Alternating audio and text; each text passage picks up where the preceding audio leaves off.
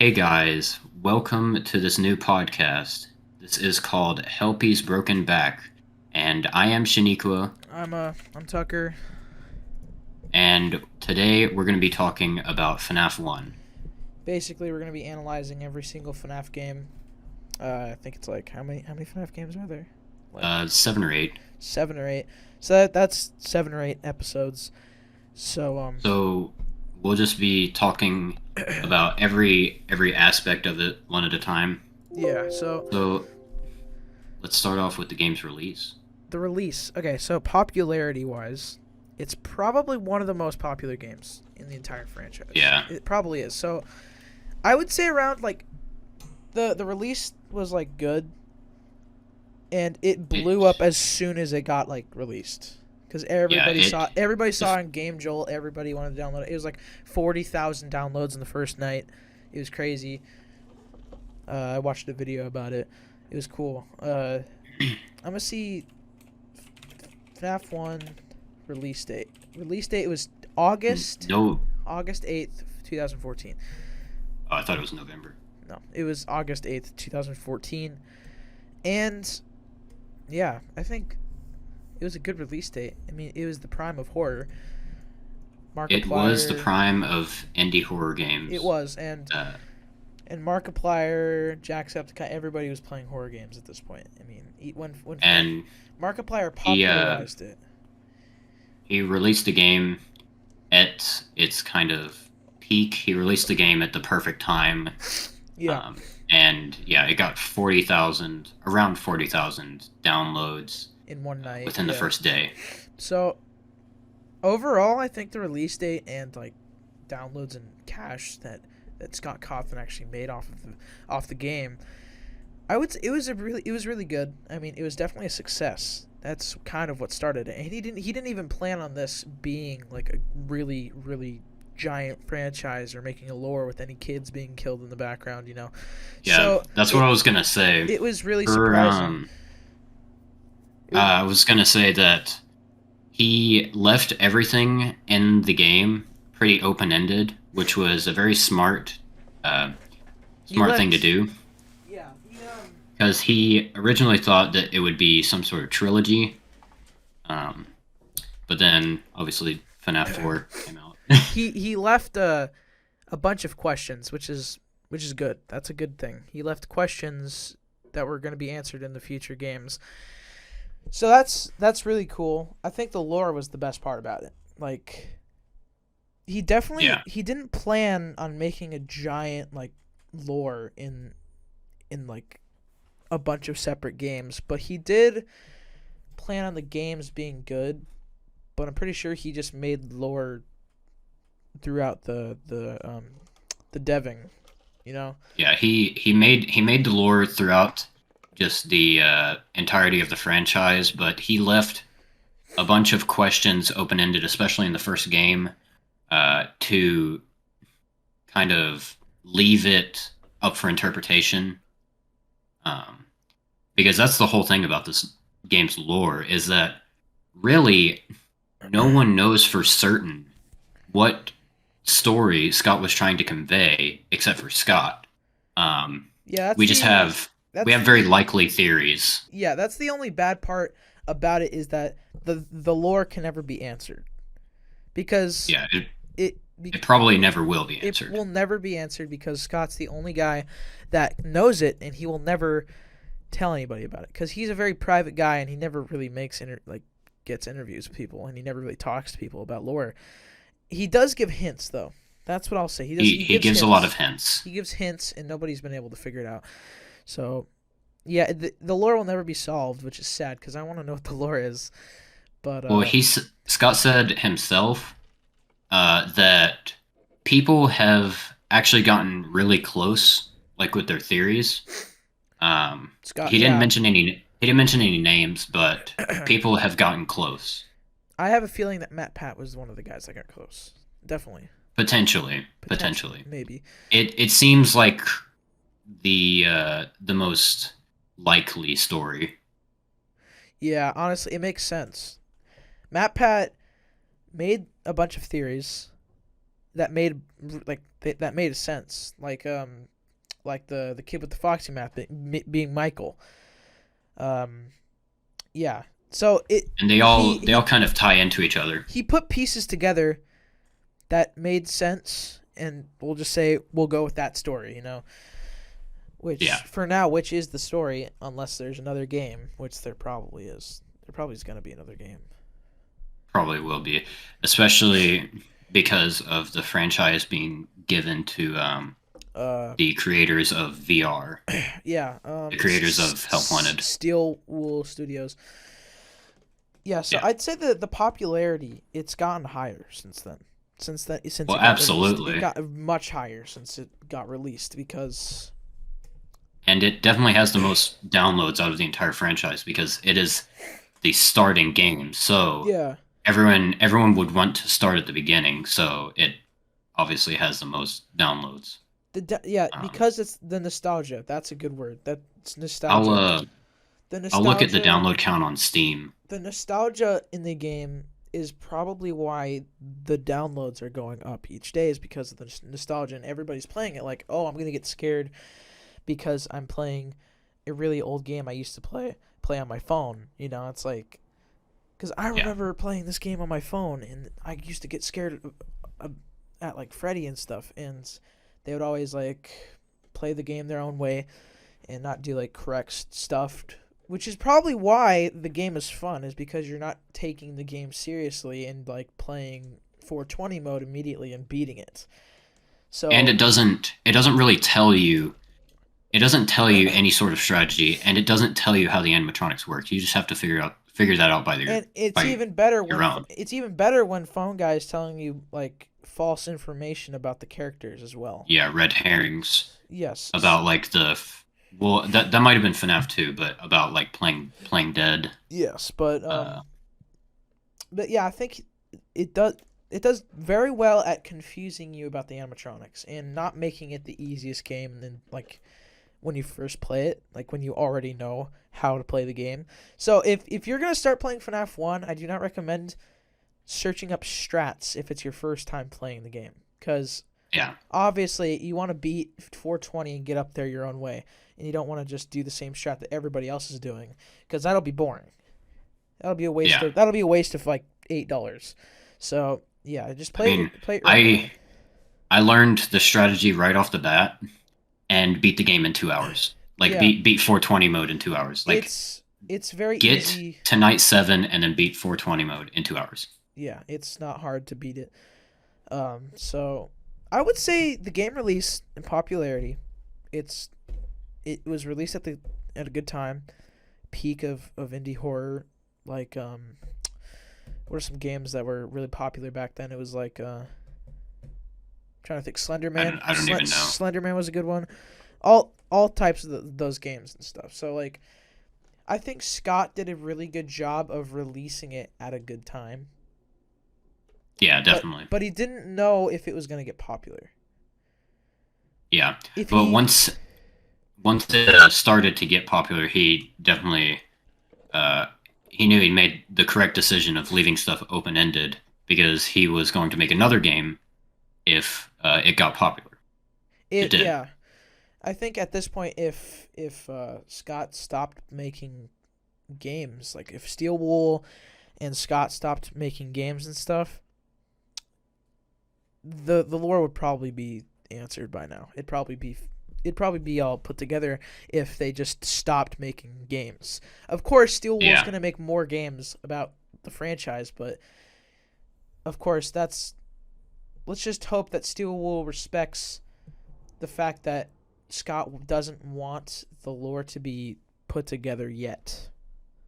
yeah, So, and he won't confirm anything, which is the worst part. He can't confirm anything, so you don't know if you're correct.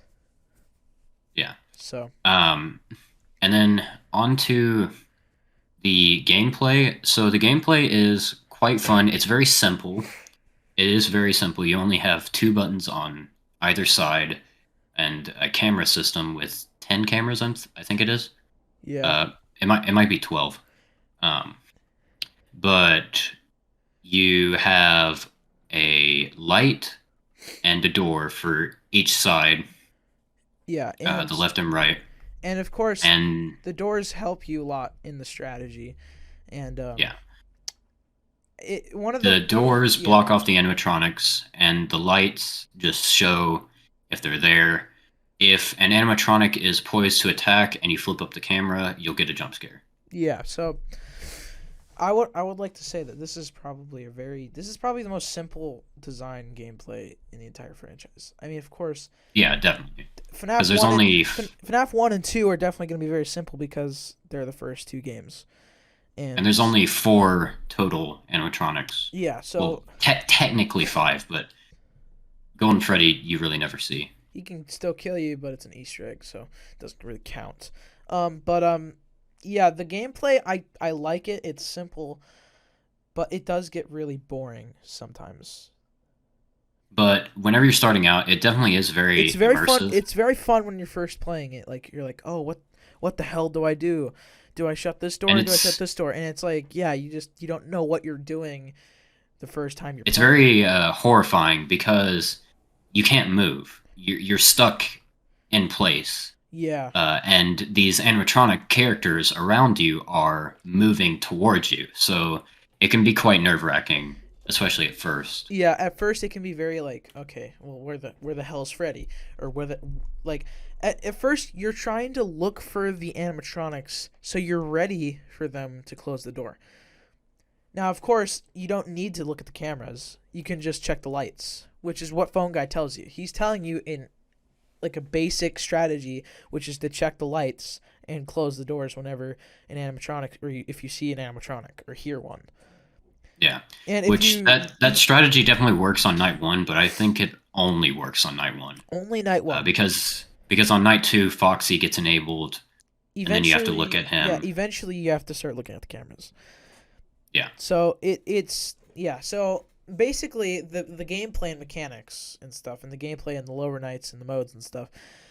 The lower nights, they're easy. Like even like a person who first played it's very easy. Like even a newbie can beat the first night, but like the second night it gets harder. second night you kind of have to devise a more You have to yeah you have to complex strategy. and Phone Guy doesn't tell you till later, but you have to check the cameras. You have to. Yeah, You he can't. tells you at like almost the end of the call that you Yeah, have to check the cameras you for have to. Foxy. You have to check the cameras, which sucks. But if it's your first time playing, you obviously know you have to check the cameras because you want to know where everybody's at. So Yeah, it so it's not much of an issue. it does a bad job of explaining it, but that's why it's good. Yeah, that's sort of the point. That's the point. Because Yeah. it doesn't only leave the lore up for interpretation, but it also leaves the gameplay mechanics up for interpretation. Yeah. Honestly, like the gameplay, like the modes, like 420 mode, that one, when somebody devised the strategy around it, which was to check Foxy and to close the right door before every cam flip, that was mind blowing. So that was when like the first like strategy happened, not Yeah, just look at the yeah, cameras and stuff. that was the first ever like concrete strategy for FNAF 1 420 mode. Yeah, because of course closing the doors it wastes power. It wastes a lot of power. So if you're closing the door before every cam flip, you check Foxy for at least 5 seconds. So that just Yeah, wastes even more power because you're checking the camera. But honestly, and Freddy is like really annoying in every single night up until night 4. So it's pretty you know how Freddy works kind of yeah, eventually. he's kind of hard to see on the cameras, but he takes the same exact route every time. Every time, yeah. So you don't really need to worry about him much. Just look at cam 4B, and if he's there, then you can close the door. And if he's not, then just leave it open. Yeah, so basically Freddy is probably the worst character next to Foxy. Because you don't know how he works the first time he like shows up. Because you're Yeah, like, he's the hardest to deal with. he's the hardest to deal with, and then you close the door, and then it confuses you, and you don't know what to do, so you die immediately. because you're Yeah. focusing on Freddy, and you need help from somebody on learning how to deal with like Freddy and stuff on the right side of your door and stuff. So it is very like you said in the last one, it's nerve-wracking to know that Freddy is on the right side and he'll always be on the right side. Yeah. But Um, a lot of people started devising another strategy on just looking directly at Freddy and never yeah, taking the camera on. And that's the main strategy that everybody does. And that's a good segue to camera stalling, cam which is stalling, yeah. it's a it is a feature. It is a feature. Scott has explicitly said that it is a feature and not a bug. Um, People thought it was a bug at first, Yeah. but people discovered that if you kept your camera on 4B, and even if you had your right door open and opened the camera, Freddy won't go after you. Freddy wouldn't go after you. And And the main reason Scott decided to add this mechanic is because it takes away from the immersion um, if the animatronic moves, like teleports into your office, um, whenever you're looking at them. yeah. So it's something that would help with immersion, but we've learned to exploit it heavily, which led to the most recent 420 strategy, which is keep your camera on 4B, and you can still, like, you don't have to be on Foxy's camera to prevent him from coming. So you just spam cam flip Yeah. and use the light on the left door. Or yeah, use the light on the left door, and if you see Chica at 4B, wait a second until she's gone, and then click the right light, and if she's there, then obviously close the door and keep doing your cycles. Yeah, so basically, yeah, it's a very simple strategy, and that's probably what Scott made it like be. It was just very simple. So eventually, yeah, that's how it's gonna go. You can beat 420 mode with like the max right now is 18% or 17%. That's the max. Like that was somebody beat that record. There's actually records going on right now. It's like 17%, timed. So it's it's more fun and less simple when you're trying to go for a certain like power percentage, if that makes any sense. Yeah. So like if like let's say like, oh yeah, I'm gonna try to beat my own record of power percentage of 5% and try to get 6% or 7% or 8% or 9% or 10%, which It's not very linear as to what you should do to get a higher percent of power. yeah, so Because you do the same exact thing. it's RNG. The power percentage is RNG. It honestly it's a random number. So if sometimes it could be 8%, sometimes it could be 10%, sometimes it could be 17%, sometimes you could break the record. So it's not 100% RNG. Like there's a few things that you can do to sort of prolong the percentage going down, but you do have to get quite lucky. yeah, so like in the lower nights, of course, you could still use the same strategy. But it's not like required. If you want to slow down the cam flips, yeah, you can do that. It doesn't matter because Foxy is a lower like he's a lower AI level in the lower nights, like night 2 or something like that. And Yeah. there's specific like AI levels on each of the animatronics in like the custom night and stuff. So you could do like night 1 through 20. night, yeah. So 1 through Or 20. 0 to 20. If it's 0, then they're out of the night. Yeah, they're inactive. So basically, if in the lower nights they're easier to handle, but in the higher nights it's a big difficulty gap. If that makes any sense. Yeah. The harder and harder the nights get, the harder they get in between each night. So there's a bigger gap between each night. Each night, yeah. So if it's like night 7, after that you got to beat 420. And Night 7 is way easier than 420 for sure. You And mean that's Night 6? yeah, Night 6. Sorry. My bad. Night 6 is sort of a preview for 420. Yeah, Um, it's kind of 420 I mode. think the AI levels for Night 6 is all four animatronics at 15. So that's not insanely That's not crazy. It's not. further. That's not insanely further away from 420, but it's still a pretty decent gap. It's still yeah, like 5 going up 5 overalls. That's pretty big. So yeah, let's talk about the mechanics that help in like the higher nights. Like, Yeah. So we night already 6 talked and about stuff, cam stalling. which Cam is stalling Freddy can definitely help. that's the main strategy of 420 mode. It's cam stalling Yeah. and just flipping up your camera like repeatedly. And it can't be too fast or too slow. Because if it's too slow, an animatronic will eventually kill you, and then if it's too fast, then it won't register as a Foxy cam look. Like, like it won't register as you looking at Foxy. So, yeah, so you can't go too fast or too slow. Yeah. So, But you still need to keep a decent pace. decent pace. Yeah, you have to be consistent. Yeah. So, so checking the left light, you only need to check the left light, and then whenever Chica is on cam 4B and overlapping Freddy, then you want to check the right light because Chica might be there after she leaves cam 4B.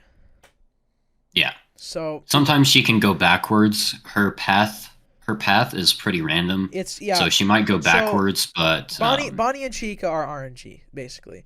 So they're random. They're the same path, but it's random on where they go to. If that makes any sense. yeah, they go to the same cameras, but which camera they go to after a specific camera is not concrete. Yeah. So that's why it makes it so much worse is because of the RNG. But it's not the hardest in the entire franchise, which we'll get to in later We'll episodes. get to later. Yeah, so yeah, the mechanics are dumb. They're stupid as hell. But it's like it's easy. Like that's why they're stupid is because they're easy as like they're really easy to figure out. You just need to watch Comparatively. you just need to watch one like 30-minute video and then you'll be good. Like Comparatively, they're easy. yeah. Which once you get onto the more later games, Scott definitely steps up his game when it comes to difficulty of the max modes. Later games it does require more RNG skill and stuff like that. So yeah, that's why like 50-20 mode and 10-20 mode are like the worst game like modes to play is because they're based on RNG and skill. Yeah. So Which Scott realized that the skill ceiling of Five Nights at Freddy's was much higher than the difficulty of 420 mode itself.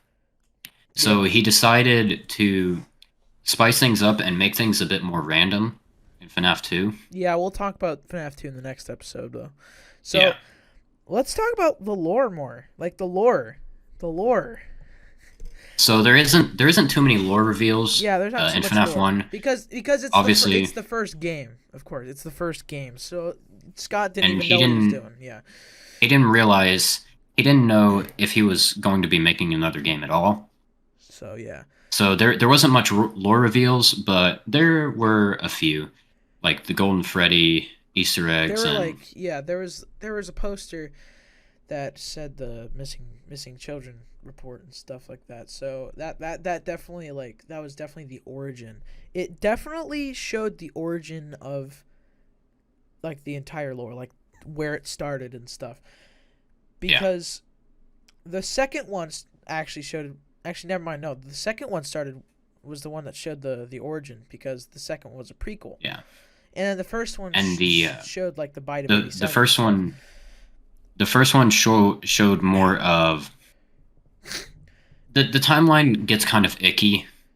Yeah, we'll talk about the second one in the next episode, but the first Well, one, we're just mentioning the second and stuff like that. We're mentioning those ones. yeah, but the timeline gets a little icky because basically the current theory is that you are playing as Henry, um, which it makes the timeline make more sense, but I don't I know if that's quite correct. Yeah, we're not. You're not playing as Henry. You're playing as just random night guards. Um, like the night guard that you're playing as in night 6, I think it is. In night 6 or 7, um, it's a different guy, and that's the Bite of 87 victim. So that's Oh yeah, yeah. So you're not playing as a certain guy that we already know that's familiar in the lore. You're playing as just a random security guard that could be like a victim of the Bite of 87. You know. it could be It could be. So, yeah, we don't know yet. So, because also with with FNAF 4, we kind of have a strong theory that you're playing as the crying child. yeah, but I Um, don't think you are. I I'm pretty I think you might be. You might, but I don't think you are. But the crying child is a soul. I think that's the golden Freddy's soul. That's the golden Freddy's Yeah. That's golden Freddy's soul. That's not like just a child. Because I think the kid that was the Bite of 83 victim that you're playing as in FNAF 4 possesses Golden Freddy. Yeah. Because And there are lore reveals in FNAF 4 like you're in a hospital and like you're being drugged to see all these weird animatronic things so you don't go back there. Which is even weirder, you know. we'll get back to FNAF 4 lore because it's quite complex. There's a lot more lore in FNAF 4. Yeah, that'll be like a longer episode on the fourth episode. Yeah, probably. It'll be longer, so because the fourth one is like the most confusing game, so we'll talk about that one in the fourth episode. In terms of lore, and I think it's the most unique in terms of gameplay as well. Yeah, unique. Because it completely flips the gameplay on its side. I've never played it, but it looks very interesting. Definitely looks more interesting. I've played it a little bit. Yeah. I've played it a little bit. It's quite difficult. Definitely one of the most difficult out of all the games. But we're talking about FNAF 1. The lore in FNAF 1 isn't much. Like Golden Freddy. It's the news report of the missing children, the It's Me posters that you see all over the place. You know, the It's Me sign that you see on Foxy's camera. The It's Me like thing that pops up and you see like Freddy and Bonnie. Yeah, so like it also gives you random like questions like who is speaking to me and who am I and who am I playing as and stuff and who is the Golden Freddy. Golden Freddy was probably the biggest mystery of 2014 because Scott made him so interesting. Like everybody was like, what is Golden Freddy? And the lore of Golden Freddy didn't quite exist yet. So he didn't even know himself, so he had to create one. Yeah. So yeah, that's why it was so interesting because it definitely does show character development. Yeah, absolutely. And plus, it does show how far the community can go for a certain game. Like people started making theories that you're playing as the person that killed all the kids. Like you're playing as William Afton or you're playing as Purple Guy. That's also another mystery. Purple Guy. Everybody was wondering who Purple Guy was back then. Yeah. And then it wasn't until Purple Guy was like actually a purple guy. Like it was actually a purple human being. And Purple Guy was sort of more around the timeline of FNAF 2, when he was like sort of revealed. Yeah, so in the cutscenes. So around 2014, 2015, that was when everybody was asking like the real questions, like who is Purple Guy, or who is Golden Freddy, or who is the spirit of Golden Freddy and stuff like that. And everybody was just so confused. And now that everybody's figured it out, it's kind of crazy. But the lore in general is good. I would say it's decent. Actually, no, never mind. It's decent because it doesn't show that much lore. Yeah, in FNAF 1, It's sort of just building blocks. When you're looking Uh, for when you're trying to make up a theory, FNAF 1 is not the game to go to. Definitely not. yeah, It's absolutely. yeah, so that's It would be that's FNAF 3 and FNAF 4 yeah, and a so little bit of FNAF 2. mostly the mostly unanswered questions are in FNAF 2 and FNAF 4 and stuff like that. So if you're trying to make up theories, you would want to go to like FNAF 4, FNAF 2, Yeah, FNAF 3. because there's only a few stuff. There's only a few things in FNAF 1 that really like reveals some sort of story. Yeah, it does. It shows the beginning of it. That's all it shows. Kind of. It shows kind of the beginning of it. It shows that there was like an incident at the pizzeria and Yeah, stuff with all the missing children and stuff, and then the bite of 87 that was mentioned in the call. And it made you think that the first location that you were in FNAF 1 was actually the first location. I don't think it was It wasn't, but it makes you think that. It makes you think, oh, so people died in this. Somebody in this died. facility. The bite of 87 happened in this facility or in this pizzeria, but it didn't. It Yeah, it does a good job of hiding that. But yeah. It does a good job at leaving a lot of questions unanswered. which is yeah, that's that we've been saying that for like the past like 25 minutes, but it's really good at like giving us some weird Little questions. tidbits. Yeah, it's just it's good at doing that. So yeah, that's like the only good thing about the lore in FNAF 1 is that it shows unanswered questions like who is Golden Freddy. So Yeah, or it doesn't really show them. It more of asks them. yeah, so uh final thoughts so we can end off I think this the game is very podcast. good. I think the game is good because of the nostalgia and because of the game mechanics and gameplay. I The think the game's it's release was definitely successful, like don't get me wrong. But I feel like the other ones are more successful maybe. I Because feel like the other ones are more developed, yeah, they're but better.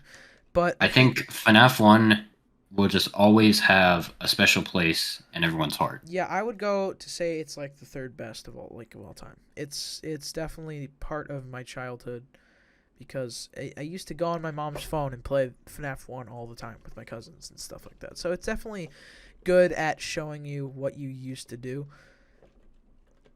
Yeah, like back then and stuff. So yeah, I'll always love FNAF 1. I think every part of the game is like great. And that's why the yeah, franchise was like very successful and why Scott wanted to continue making more games was because the game everybody loved was scary.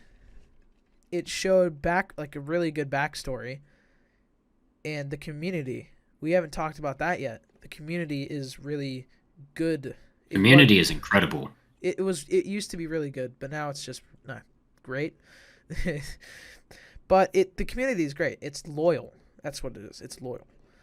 It is very loyal It's very loyal, and it does wait for because games. it's And stuck Scott, around for almost what is it, 8 years? yeah, 8 years. But basically, yeah, that's about it. Like the community is good, and the game is good. Like the game is just good. Like you can't say it's bad. Yeah, Unless you're looking for like a high top-notch quality game like Red Dead Redemption 2 or GTA 5. Of unless you're course. looking unless you're looking at the graphics, Yeah, the graphics are not good, but the game because is it was it was made just with click teams, it so you was can't really have good it, graphics. you know what game it does remind me of though? It reminds me of Sit and Survive, like off those cool math games stuff. You It just does. sit there and just survive. Well, in one of Scott's interviews, the question raised that people thought that it was inspired off of Sit and Survive, Yeah. but he said it actually was not. Yeah, I saw that. That was funny. But it does remind me of Sit and Survive. That's like the only. Yeah, Yeah, it does. It's nostalgic. It's good. And in hindsight, it's one of the best horror games of all time, probably. yeah. It, yeah. It's probably the most known horror game It's the most. ever. Yeah, it is the most known horror game in indie history, like indie horror game history and stuff, and just in horror history. Because Yeah, like just period. when you want to play a horror game, Five Nights at Freddy's is like the first or second thing you think of whenever you think of like, oh, I want to play a horror game and get scared. So Yeah, yeah, I would say it's a very popular game. It's a good game, and it's popular for good reason. yeah, So in hindsight, definitely it's a very good yeah. reasons. So in hindsight, it's a good game, and I guess that'll end off the first episode, right? Yeah, This episode was 35 minutes long. So that was fun. yeah. Thank you, guys, so much for listening. I hope you learned something. I hope you found it entertaining. I'm Shaniqua. I'm Tucker. We'll see you guys later. Peace out.